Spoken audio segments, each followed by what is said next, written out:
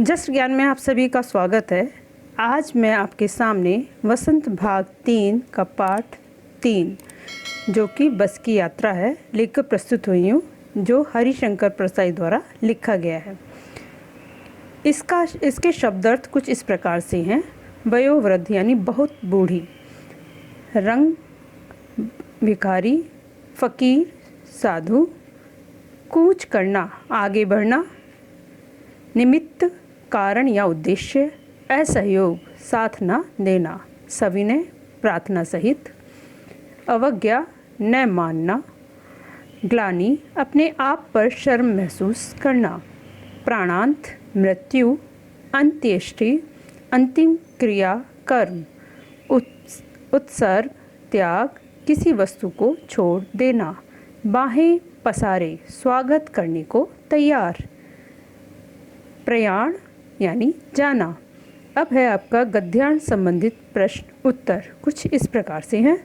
Question number 1, लेखक के मन में बस को देखकर श्रद्धा भाव क्यों उमड़ पड़ा?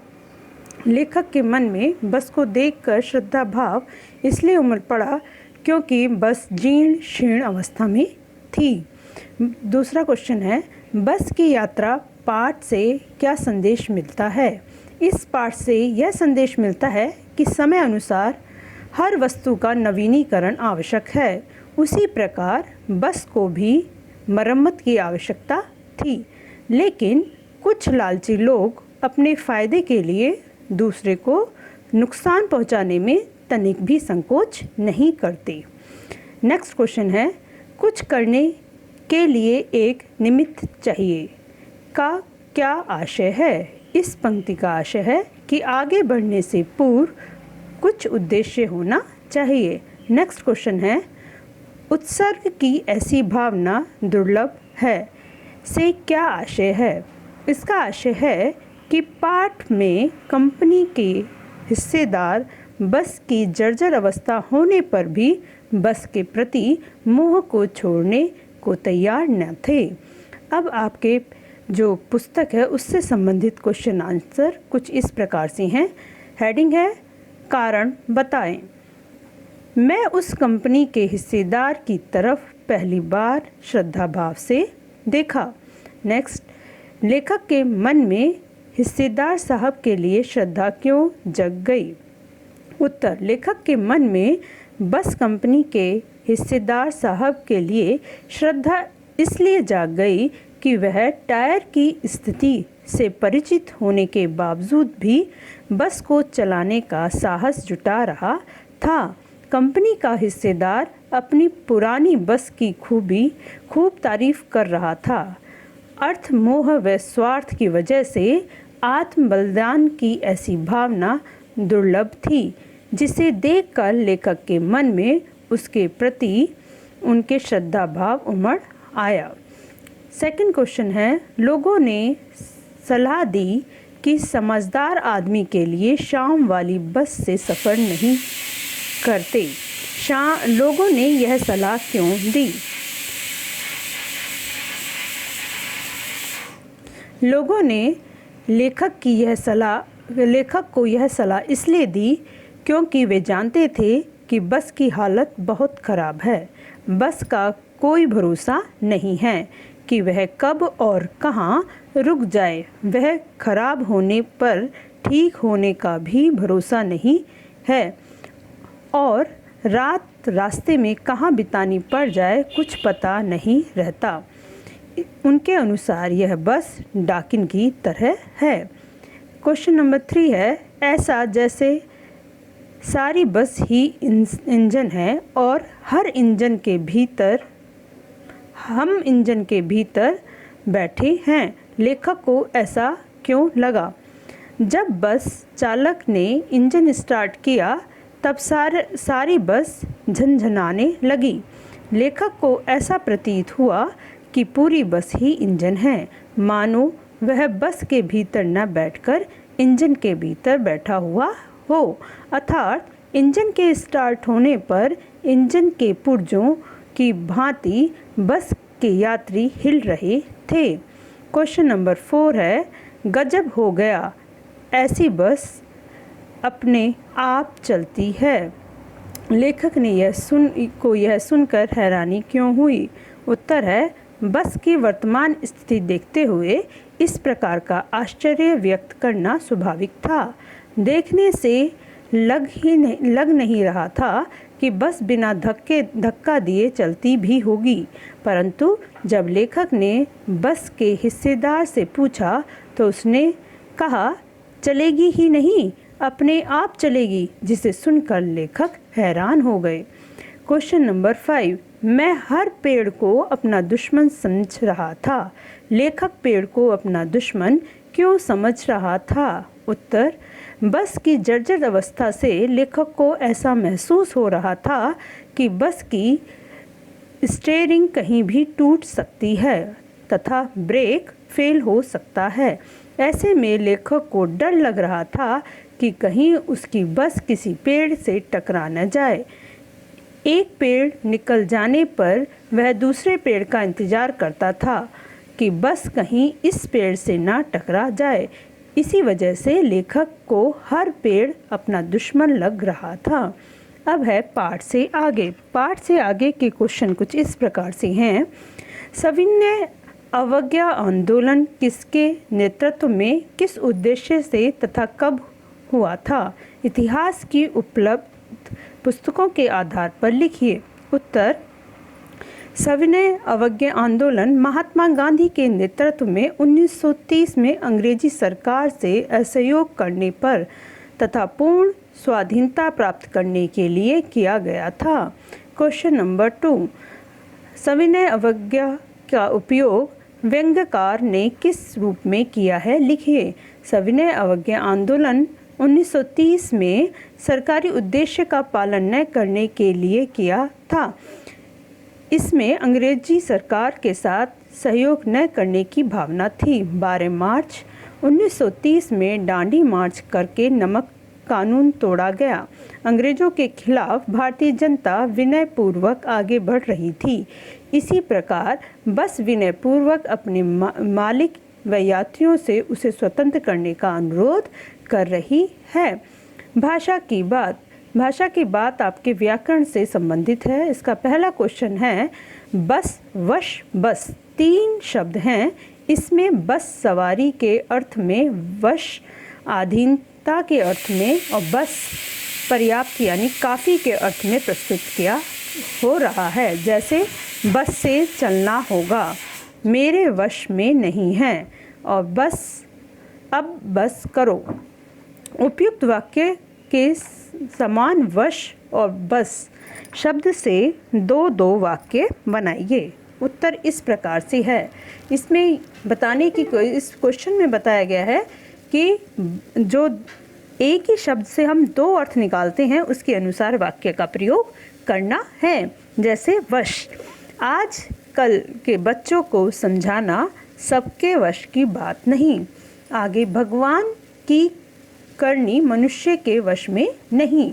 अब है बस, बस करो, कितना खाओगे? इसका दूसरा वाक्य है, मेरे पास पैसे कम हैं इसलिए बस से जाऊंगा। ये यात्रा वाला बस इसमें यूज़ की गई है। अब बस है, बस यानी इनफ, बस करो, इतना काफ़ी है।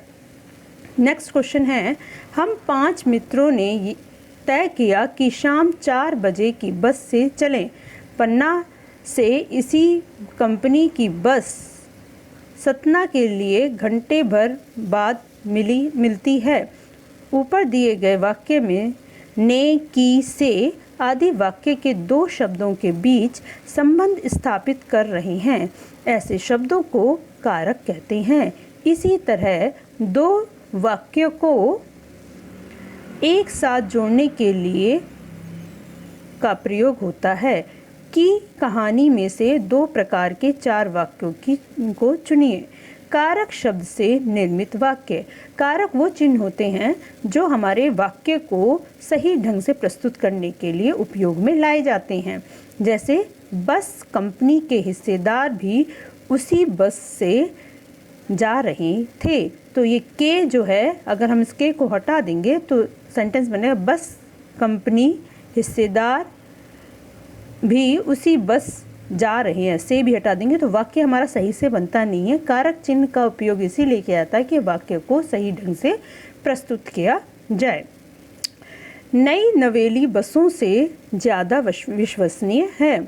यह बस पूजा के योग्य थी। बस कंपनी के एक हिस्सेदार भी उसी बस में जा रहे थे। की योजक शब्द उपयुक्त वाक्य, तो की से अब है हमारा की का हम उपयुक्त वाक्य किस तरह से बताएंगे ये इसमें दे रखा है, जो इस प्रकार से है।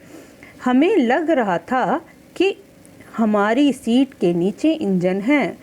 मालूम हुआ कि पेट्रोल की टंकी में छेद है। कभी लगा कि सीट को छोड़कर बाड़ी आगे भागे जा रही है। यहाँ बाड़ी नहीं होगा, यहाँ होगा गाड़ी। गाड़ी आगे भागे जा रही है। लोगों ने सलाह दी कि समझदार आदमी इस शाम वाली बस से सफ़र नहीं करते। नेक्स्ट क्वेश्चन है, हम फौरन खिड़कियों से दूर सरक गए। चांदनी में रास्ता टटोल कर वह रेंग रही थी। दिए गए वाक्य में आई, सरकना और रेंगना जैसे क्रियाओं के दो प्रकार की गतियां दर्शाता है। ऐसे कुछ और क्रियाएं एकत्र कीजिए जो गति के लिए प्रयुक्त होती हैं, जैसे घूमना इत्यादि। इन्हें वाक्य में प्रयोग कीजिए। उत्तर, टहलना। ये सब हमारी क्रियाएं हैं जो हम गति के रूप में यानी चलने के रूप में करते हैं। टहलना, जैसे दादी जी को टहलना अच्छा लगता है। चलना, चलना सेहत के लिए बहुत लाभदायक है। दौड़ना, राहुल को तेज़ दौड़ना अच्छा लगता है। धड़कना, तेज़ दौड़ने से हमारा दिल तेज़ तेज़ धड़कने लगता है। चक्कर लगाना, पृथ्वी सूर्य के चारों ओर चक्कर लगाती है। नेक्स्ट क्वेश्चन है, कांच बहुत कम बचे थे। जो बचे थे उससे हमें बचना था। इस वाक्य में बच शब्द को दो तरीकों से प्रयोग किया गया है, एक शेष के अर्थ में और दूसरा सुरक्षा के अर्थ में। नीचे दिए गए शब्दों को वाक्य में प्रयोग करके देखिए। ध्यान रहे एक ही शब्द वाक्य में दो बार आना चाहिए और शब्दों के अर्थ में कुछ बदलाव होना चाहिए, जैसे जल और हार। इसका होगा जैसे का दे रखा है, मीरा गर्म जल से बुरी तरह जल गई। नेक्स्ट दे रखा है, सामान जलने पर लोगों ने जल डाला। ये हमारे का यानी जल का दे रखा है। ये बाय प्रिंट शायद ऐसा हो गया है, तो थोड़ा इस पर ध्यान दें। आगे दे रखा है हार।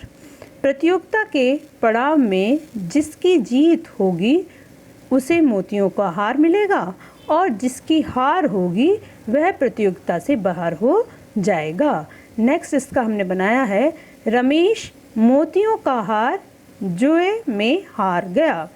आगे दे रखा है, बोलचाल में प्रचलित अंग्रेजी शब्द फर्स्ट क्लास में दो शब्द हैंड फर्स्ट और क्लास। यहाँ क्लास का विशेषण है फर्स्ट, चूँकि फर्स्ट क्लास संख्यावाचक विशेषण का उदाहरण है। महान आदमियों में किसी आदमी की महान आदमी विशेषता है महान, यह गुणवाचक विशेषण है।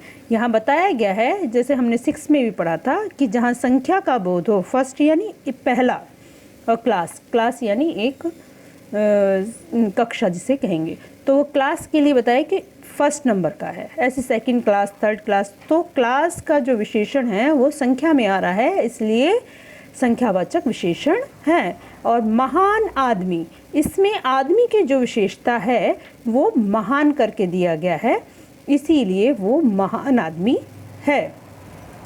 आगे दे रखा है, महान जो है वो गुणवाचक विशेषण है और फर्स्ट है आपका संख्यावाचक, क्योंकि संख्या का हमें बोध हो रहा है। संख्यावाचक विशेषण और गुणवाचक विशेषण के दो उदाहरण खोज कर लिखिए। संख्यावाचक विशेषण जैसे 4 बजे, 8-10 मील और दूसरा टायर। गुणवाचक विशेषण। गुणवाचक विशेषण में चांदनी रात, रात की विशेषता है कि वो चांदनी है। समझदार आदमी, आदमी की विशेषता है कि वो समझदार है, इधर दे रखा है आदमी। महान आदमी, तो आदमी की विशेषता है कि वो महान है, इधर समझदार है। हरे भरे पेड़, पेड़ की विशेषता है कि वो हरे भरे हैं। और क्रांतिकारी लोग, लोगों की विशेषता है कि वो क्रांतिकारी है। महान पुरुष, पुरुष की विशेषता है कि वो महान है। यहाँ आपका ये चैप्टर ख़त्म होता है। अब नेक्स्ट चैप्टर आपका होगा दीवानों की हस्ती, जो कि एक कविता बहुत अच्छी दी गई है। ये हम नेक्स्ट वीडियो में आपके सामने प्रस्तुत करेंगे। इसके लिए मेरे चैनल को आप लाइक कर लें, शेयर करें और सब्सक्राइब करना तो बिल्कुल भी ना भूलें। आज के लिए इतना ही, धन्यवाद।